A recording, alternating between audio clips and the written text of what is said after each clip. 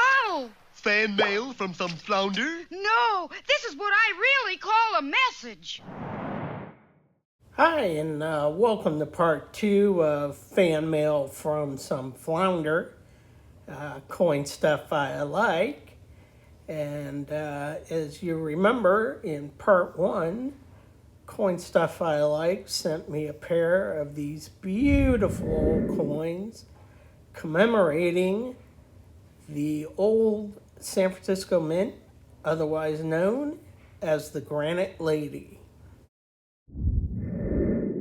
It just so happens that a few years ago, in honor of the Granite Lady, I decided to put together a date set of Granite Lady coins, and I decided on 1875 because the 1875 year included a 20-cent coin, which was not included in any other year.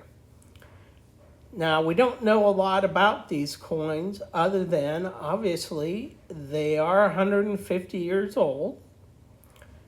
As you can see, they are well circulated, so they did make it out into the world and were used in commerce. They were most likely minted out of the Comstock lode silver from Nevada, and of course they were minted by the Granite Lady. Last but not least, we also know that no matter what their history of 150 years, they did eventually make it back to Northern California, where I was fortunately able to acquire them for my collection. Okay, first off, we've got the seated Liberty dime, and the seated Liberty design was designed by Christian Goldberg and was the longest lasting design in the 19th century.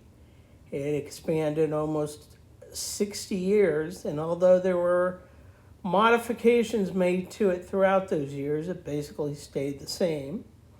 You can see here we have United States of America, Lady Liberty sitting, grasping the Union shield with Liberty, and a staff with the Fijian cap, which symbolized freedom. And you can also see here that there was about 9.1 million produced out of the Granite Lady, and according to PCGS, about 2,000 have survived. Here we have the reverse, and as you can see, you've got a wreath surrounding the denomination 1 dime. And below the bow, you see the all-important S mint mark. Now, there is a variety in 1875 where the mint mark is above the bow. I don't know that one or the other is any more rare. If you know, please let me know in the comments. Here you have the obverse of the very short-lived 20-cent coin.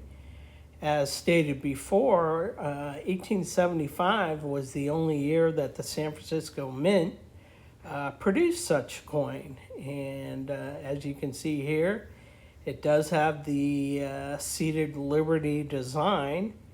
However, it is a little bit different than the one from the dime.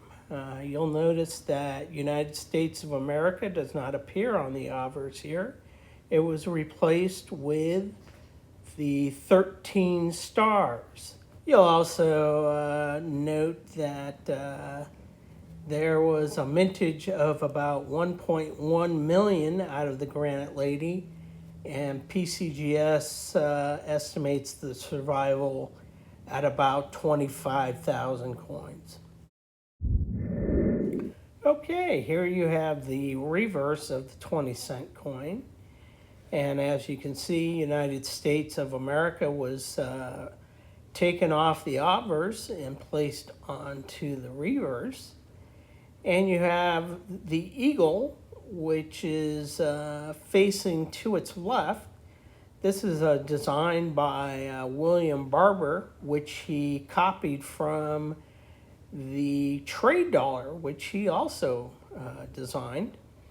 And as you can see, below the eagle is the denomination 20 cents, and just above the Y in 20 is the all-important S mint mark.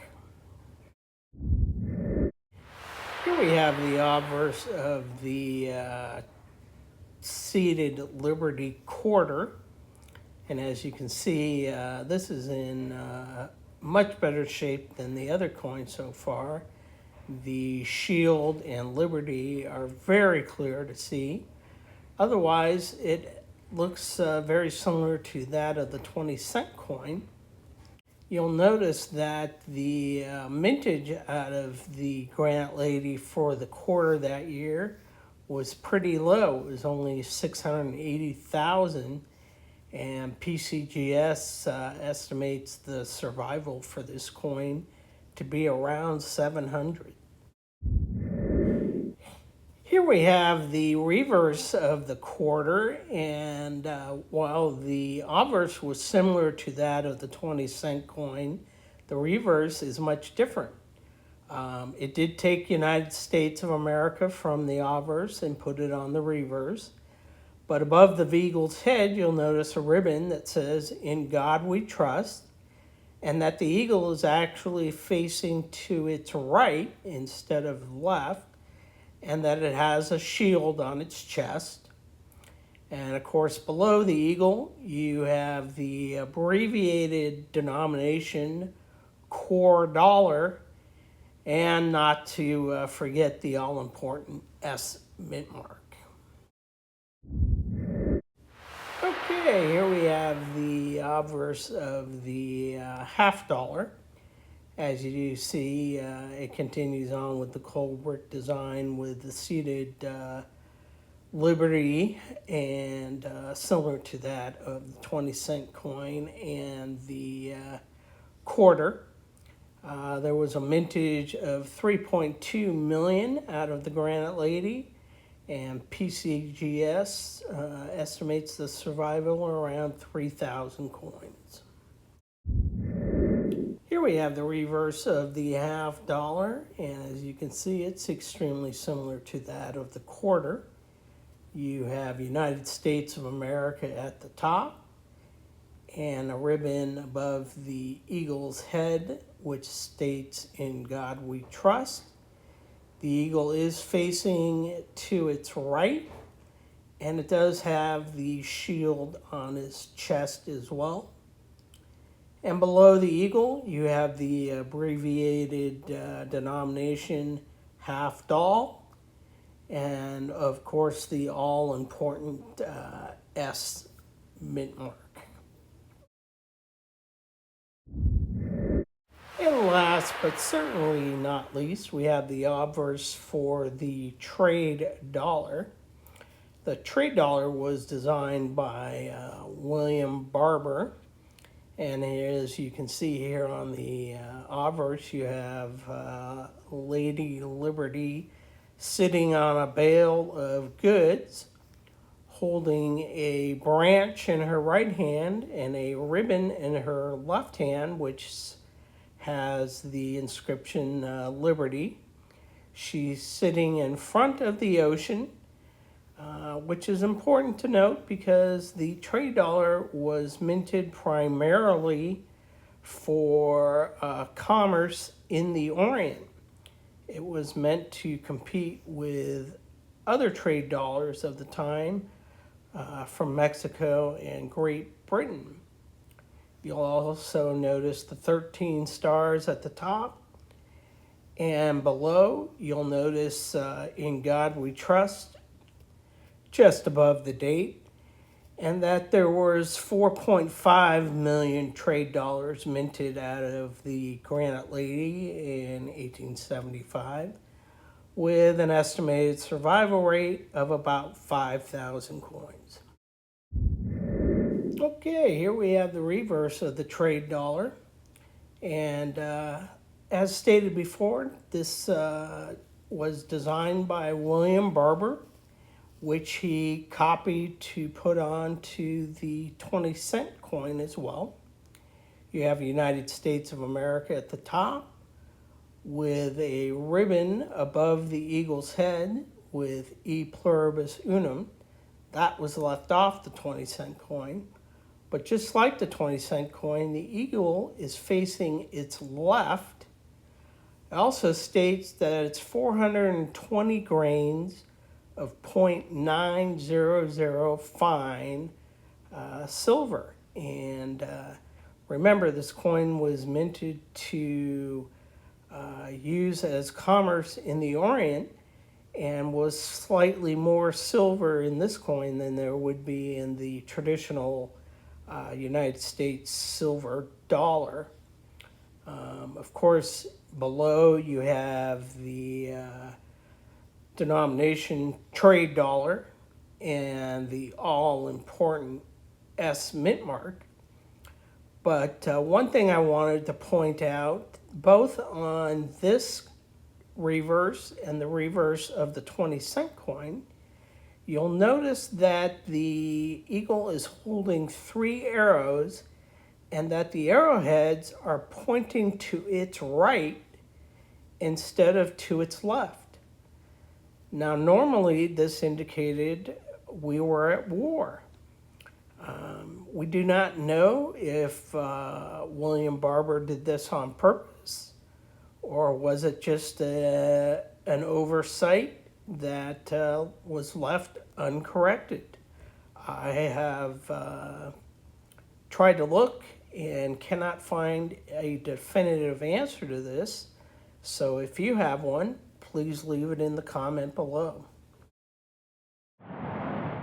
One final note, I wanted to let you know that the trade dollar here is probably my favorite of the coins in this collection, and I'll tell you the reason why.